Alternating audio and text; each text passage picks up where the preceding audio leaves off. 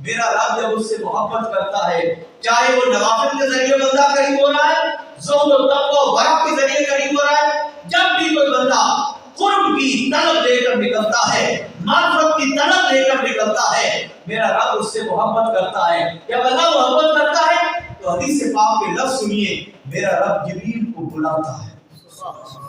جب اللہ بندے سے محبت کرتا ہے تو جبریل کو بلاتا ہے۔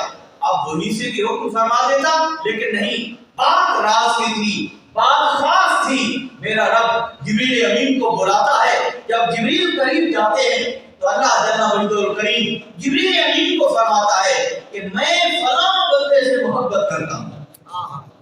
آپ کی توجہ ہے نا؟ آپ اسی بتا کہ میرا رب فرماتا ہے نا احب فلانا، اللہ اس بندے کا نام لے کر ارشاد فرماتا ہے جبریل میں فلاں بندے سے محبت کرتا ہوں۔ یوں سمجھ لیجئے کہ اللہ جبریل کو قریب کر کے فرماتا ہے اے جبریل میں حضرت پیر عبد الرحمن سے محبت کرتا ہوں۔ میرا رب تو محبت کرتا ہے، مجھے بلایا، یعنی جبریل امین عرض کرتے مالک تو محبت کرتا ہے، مجھے کیوں بلایا؟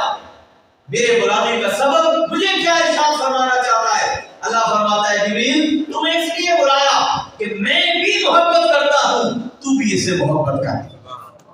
نعرہ تکبیر، نعرہ تکبیر، نعرہ رسالت، نعرہ تحقیق، نعرہ حیدر، تاجدار ختم نبوت، تاجدار ختم نبوت، لبیک لبیک لبیک یا رسول اللہ، لبیک لبیک لبیک یا رسول اللہ۔ استعانیت القرآن شریف۔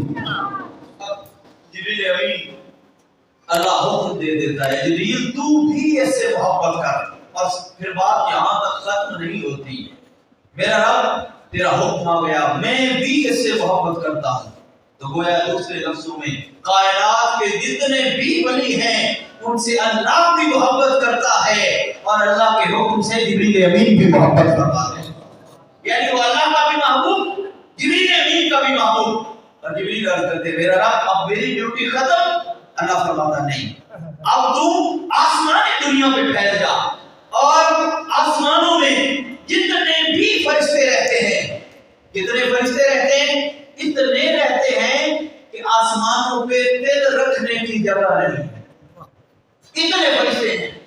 حتیٰ کہ حدیث پاک میں آتا ہے رسول اللہ صلی اللہ علیہ وسلم نے فرمایا کہ آسمان پہ اتنے فرشتے ہیں کہ جو آسمان پہ فرشتوں کے رش کی وجہ سے، جو آسمان کی چونوں سے جو چرچراہٹ کی آواز نکل رہی ہے، فرمایا وہ آواز بھی تیرا مصطفیٰ سن رہا ہے۔ حضرات جو رسول اس آسمان کی چونوں کی آواز کو سن سکتا ہے، مدینے کی مقدس فضا میں وہ تیرے میرے درود و سلام کو بھی سماعت کروا سکتے ہیں۔ اب جبریل بھی محبت کر رہے ہیں، اللہ حکم دیتا ہے اب جتنے بھی آسمانوں میں فرشتے ہیں اے جبریل آسمانوں میں بسنے والے فرشتوں میں اعلان کر دے کہ یہ وہ بندہ ہے جس سے اللہ بھی محبت کرتا ہے، جس سے میں بھی محبت کرتا ہوں، یعنی جبریل۔ اور اے فرشتوں اللہ حکم دیتا ہے کہ تم سارے فرشتے بھی اس میرے بندے سے محبت کرنے لگ جاؤ۔ اب آپ کو پتا ہے کہ ہمارے ہاں تو پارٹی بازیاں ہیں، جماعتیں ہیں، دھڑے ہیں، کوئی کسی جماعت میں، کوئی کسی جماعت میں، کوئی کسی سیاسی جماعت میں، کوئی کسی مذہبی جماعت میں، لیکن فرشتوں میں کوئی دھڑا بازی نہیں ہے، فرشتوں میں کوئی الگ جماعت نہیں ہے، فرشتے متفق ہیں، متحد ہیں، گویا جو بھی حکم آتا ہے سارے فرشتے سارے تسلیم خم کرتے ہیں۔ انہی احکام میں ایک حکم یہ بھی آتا ہے کہ اے جبریل تو بھی محبت کر اور فرشتوں کو حکم دے کہ سارے فرشتے میرے اس بندے سے محبت کریں۔ ایک فرشتہ بھی باقی نہیں بچتا، سارے فرشتے اللہ کے اس بندے سے محبت کرنے لگ جاتے ہیں۔ آج کچھ لوگ جو ولیوں کے در سے روکتے ہیں، اولیاء کے مزاحات سے روکتے ہیں، ولیوں کے دامن میں آنے سے روکتے ہیں، بیعت صحبت، بیعت طریقت، بیعت محبت سے روکتے ہیں، انہیں بتا دو کہ یہ وہ محبت ہے جو عام محبت نہیں ہے، یہ محبت تو اللہ بھی کرتا ہے، یہ جبریل بھی کرتے ہیں، سارے فرشتے کو۔ کیا بات، کیا بات۔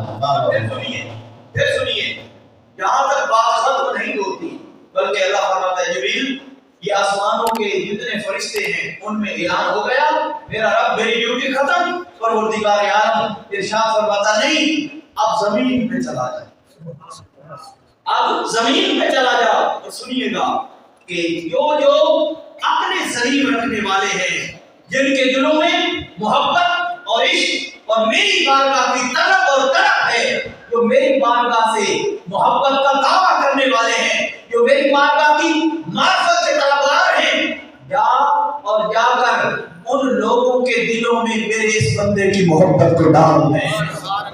آپ دیکھیں کتنے 37 ہجری کو سلطان الاولیاء حضرت پیر عبدالرحمن کی ولادت با سعادت ہے اور 101 ہجری کو آپ کا وصال ہے۔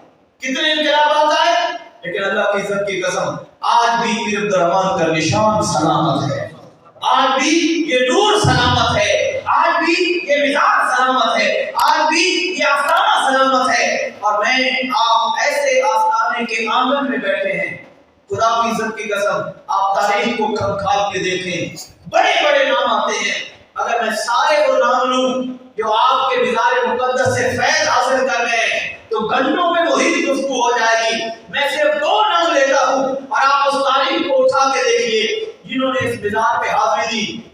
اور سنیے گا اور بہت غور کیجیے گا کہ ایک نام ہے نعرہ رسالت، نعرہ تحقیق، نعرہ حیدری، سبھی کی زینت بنے، یہ طریقت راہ شریعت پھر محمد طور فیاض صاحب دعوت برکات عالیہ آپ کو دل کی اگرانی سے مشاہدت کہتے ہیں۔ احمد و صلی آپ کی توجہ ہے نا سارے کا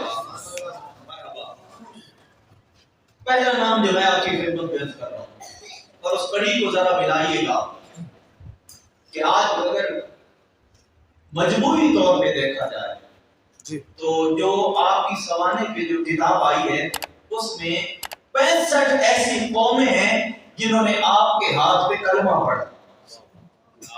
یعنی درویشی فقیری حاصل کرنے کے لیے کسی خانقاہ پہ جانا وہ ایک الگ معاملہ ہے، لیکن اس گرد و نواح میں جتنی اقوام بستی ہیں ان میں 65 قومیں ایسی ہیں جنہوں نے آپ کے ہاتھ پہ کلمہ پڑھا ہے۔ تو پتہ چلا پہلا پیر ہمارا حضرت پیر عبدالرحمن ہے، قوموں کا پیر ہے، یہ بستیوں کا پیر ہے، یہ شہروں کا پیر ہے۔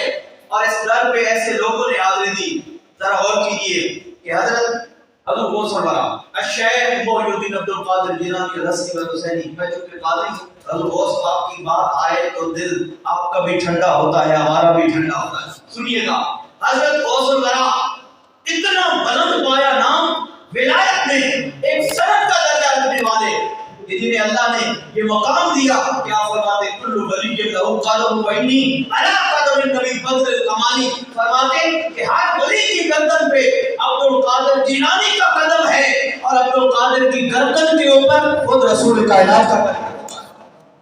اتنا بلند نام، اور آپ فرمایا کرتے تھے کہ اگر عبد القادر جیلانی اپنا فرماتے کہ اگر میں حضرت داتا علی حجویری کے زمانے میں ہوتا تو میں آپ کا مرید ہو جاتا، اگر میں داتا علی حجویری کے زمانے میں ہوتا تو آپ کا مرید ہوتا۔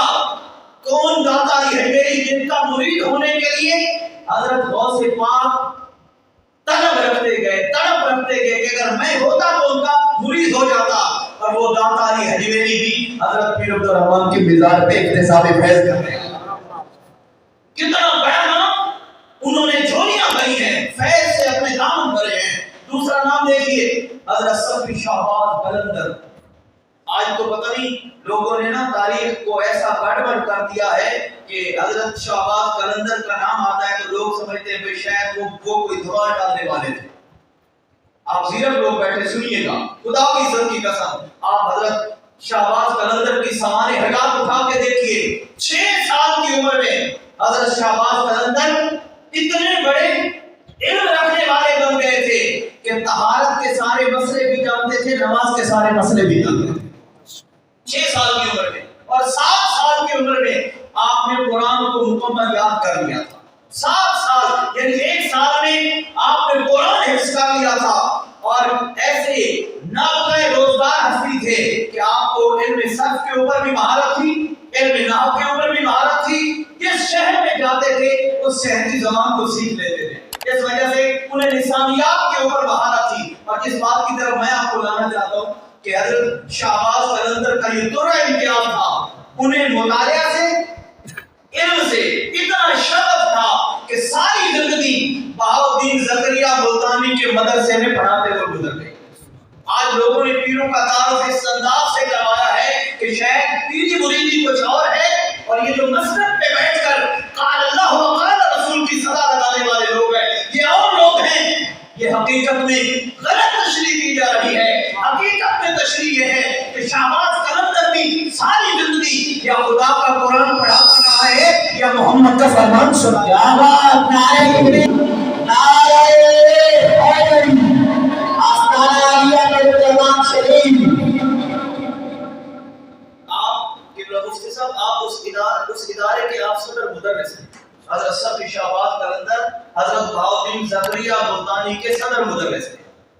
اور چونکہ آپ کو پتا ہے ولایت اور درویشی کے اندر زہد, تقوی, عبادت, ریاضت, شریعت, طریقت, معرفت, حقیقت کے ساتھ سیاحت کا بھی نام آتا ہے. تو آپ کو سیاحت سے شوق تھا, اور جو بات بہت توجہ طلب ہے کہ آپ کا یہ دوسرا امتیاز تھا حضرت صفی شہباز قلندر کا کہ آپ خود بھی مطالعہ کے رسیا تھے, اور جب کسی مزار پہ جاتے تھے, جب کسی ولی کے پاس مزار پہ حاضری دینے جاتے تھے, تو جس کتاب سے محبت ہوتی تھی وہ کتاب لے کر مزار پہ چلے جاتے. مزار پہ چلے جاتے اور مزار پہ بیٹھ کر وہ کتاب کا مطالعہ کرتے, اور کتاب کا مطالعہ بھی کرتے کیونکہ صاحب کشف بھی تھے, کشف القبور بھی تھا, کشف الصدور بھی تھا. اللہ نے قرآن کی نعمت بھی عطا کی تھی, حدیث کا نور بھی سینے کے اندر موجود تھا. تو مزار پہ بیٹھ کر مطالعہ کرتے تھے اور لوگوں کو بتاتے تھے کہ جو مزاروں میں میں جاتا ہوں نا, کتاب کھول کے بیٹھتا ہوں, میں ایسے نہیں بیٹھتا, میں صاحب مزار سے سبق لیا. اب آپ کا یہ طریقہ تھا کہ آپ مزار کے اوپر بیٹھ کر مطالعہ فرمایا کرتے تھے. تو آپ کو خبر ہے نا کہ وہ صفی شہباز قلندر جو قرآن کا حافظ بھی تھا, جو قرآن کا عالم بھی تھا, جو قرآن کا عارف بھی تھا, جو حدیث بھی پڑھاتے تھے, جو فقہ بھی پڑھاتے تھے, جو ہے نا دینی اور دنیاوی دونوں علوم کے ماہر تھے, اس صفی شہباز قلندر کی زندگی سے اگر ایک سفر نکال دیا جائے تو زندگی ادھوری نظر آتی ہے. اور وہ سفر کیا تھا جس سفر نے آپ کی زندگی کو پورا کیا؟ وہ سفر حضرت پیر عبدالرحمن کے مزار کا سفر. آپ کے دربار پہ حاضری دی, آپ کے دربار سے اکتساب علم کیا, اکتساب فیض کیا. جس طرح آپ کا طریقہ تھا کتاب کھول کے صاحب مزار کے پاس بیٹھ کر مطالعہ فرماتے تھے, تو یہاں بھی آئے ہوں گے نا, یہاں بھی کتاب کھولی ہوگی نا. تو یہ قلندر کا کنسیپٹ یوں نہ سمجھے کہ جو دھمالے کو ڈالے وہ قلندر ہوتا ہے. نہیں, میرے حضرت فرماتے قلندر تو ایک کیفیت کا نام ہے, قلندر ایک اندر کی کیفیت کا نام ہے. قلندر وہ ہوتا ہے جو شریعت کا بھی پابند ہو, طریقت کا بھی پابند ہو, جس نے معرفت کے جام بھی بھر بھر کے پیے ہو, جو طریقت, شریعت, معرفت اور حقیقت کے جام پینے والا ہو, اور سب کچھ حاصل کر کے یوں بیٹھا ہو کہ ہمسائے کو پتہ بھی نہ چلے, ایسے بیٹھا ہو کہ ہمسائے کو اس کے اندر باہر کی خبر نہ ہو. وہ قلندر ہوتا ہے. اس لیے کوئی یہ نہ سمجھے کہ قلندر وہ ہوتا ہے جو صرف دھمال ڈالتا رہے. نہیں, یہ تو ایک ایسا طریق ہے جو معاشرے والوں نے, غلط لوگوں نے ان کے ساتھ منسوب کر دیا. ولی ہوتا ہی وہ ہے جس کا ظاہر نبی کی شریعت کے مطابق ہو اور جس کے باطن میں اللہ کی محبت کا نور چمک رہا ہو. حضرت صفی شہباز قلندر اس در پہ آئے, حاضریاں دی, اس سے اکتساب علم کیا, اکتساب فیض کیا, اور ایسی جولیاں بھری کہ آج بھی میں اکثر مثال دیا کرتا ہوں کہ بہت بڑا کام ہے چاند پہ جانا. آپ کی توجہ ہے نا سارے آباد, چاند پہ جانا بڑا کام ہے. بڑے لوگوں نے جو سائنسدان تھے انہوں نے ان فاصلوں کو طے کیا, چاند پہ پہنچ گئے. لیکن میں کہا کرتا ہوں چاند پہ جانا تمہارے نزدیک کمال ہوگا, لیکن ہمارے نزدیک چاند پہ جانا کمال نہیں ہے, چاند کو اپنے قدموں میں بلانا کمال ہے.